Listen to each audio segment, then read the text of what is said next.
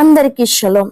ఒక ఏనుగుతో స్నేహం చేసిన ఎలుక ఆ ఏనుగుకి పైకెక్కి ఎంతో చక్కగా ఆడుకుంటూ ఉండేదంట. ఒకరోజు ఏనుగు ఒక చెక్క వంతెనను దాటుతున్నప్పుడు ఆ వంతెన అదిరినంట. ఏనుగు తలపై కూర్చున్న ఎలుక, ఆహా ఏనుగు చూశావా, మనం నడుస్తుంటే వంతెన అద్రుతుంది అన్నదంట గర్వంగా. దానికి నవ్వుకున్న ఏనుగు, వంతెన దాటిన తర్వాత ఎలుక ఒకసారి పోయి వంతెనని కదిల్చిరా అన్నదంట.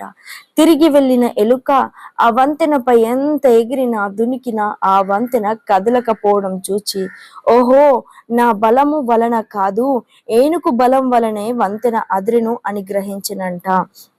అలాగే దేవుడు మనలను బలపరుస్తేనే మనము ఏదైనా చేయగలము, కానీ మన సొంత బలముతో ఏమీ చేయలేము.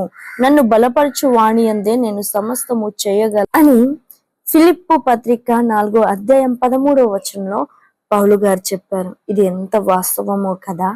God bless you all.